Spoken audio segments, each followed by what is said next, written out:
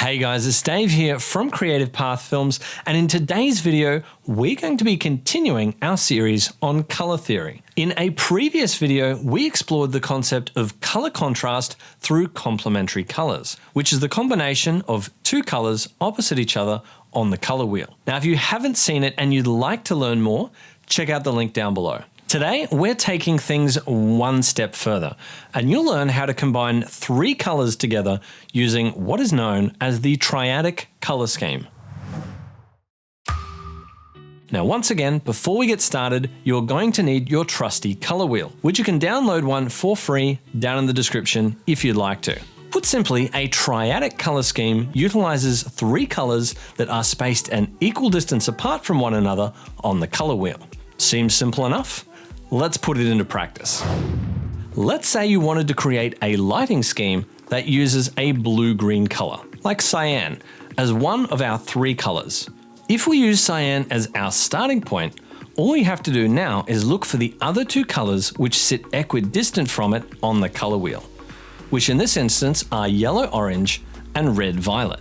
Now, I chose these three colors because this is the exact combination that I used when lighting a certain nightclub scene in a feature film I DP'd back in May of this year called Girls Night Out. For the club, the director wanted to use a lot of RGB lighting and wanted to lean particularly into blues, cyans, violets, and purples to create the look he wanted. So, armed with this brief and a knowledge of color theory, I designed different looks for different areas of the club. Let's have a look at two scenes where I put a Triadic color scheme into practice.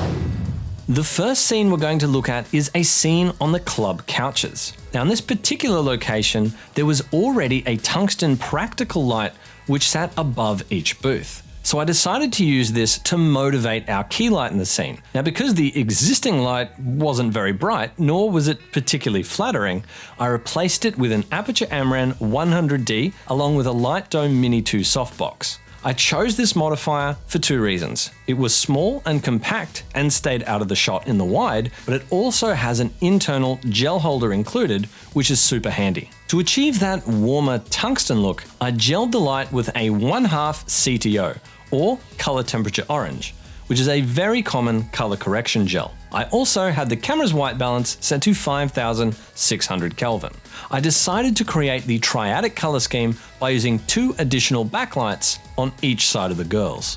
The first backlight that we used was this purpley red light that you can see here. This was a fixture that I'd already planned to use throughout the different club scenes, so it was already established within the location space as one of our prominent club lights. This light was an Aperture Amaran 200D, which I gelled with the Leaf Filters 126, or mauve, color effects gel. I covered not only this gel, but also several others in a previous video where I showcased the effects gels from the Lee Master Location Pack. So this gives us two out of our three Triadic colors, which just leaves the blue-green or cyan as our last remaining light.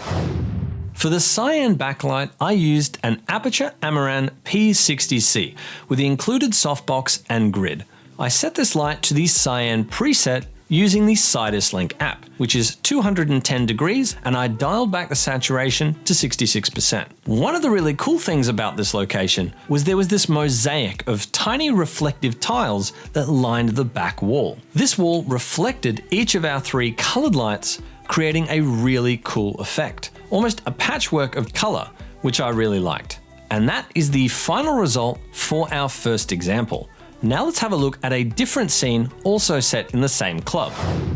This next scene took place around a bar table with a dance floor in the background. In this scene, we used cyan as our key light, and for that we used the same Amaran P60C combination that you saw before, and it was keying our girls from the right-hand side of frame. I also used the same red-violet backlight that I did in the last scene, and for this I again used the 200D with the mauve gel. I positioned that in the back left-hand corner of the club space, but this time I added a 2x Fresnel attachment to give the light a little bit more output and control.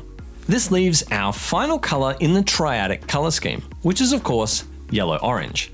For this, we had a few splashes of tungsten light in the deep background. and those came from some practical lights that were already present in the location. The first practical was this set of fairy lights that was rigged into a hanging pot plant. Our second practical was one of those tungsten lanterns that hangs above each of the booths. I also backed these up with a little aperture MC, which I positioned in the deep background. And this just gave a little extra splash of tungsten light onto that back wall, which helped give us a little bit more texture.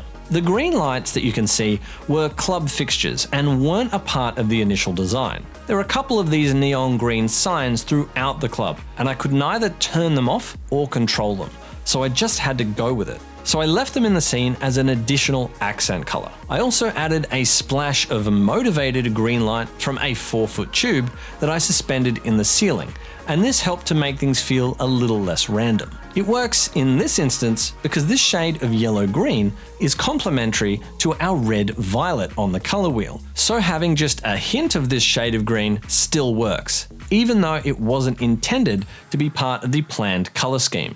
Another reason that this kind of works is because if you ignore the tungsten fixtures, what you get is almost a 5-color analogous scheme, which is why it still feels balanced and harmonious. Now, I did actually use an analogous color scheme in another part of the film, but I'm afraid that's a topic for another video.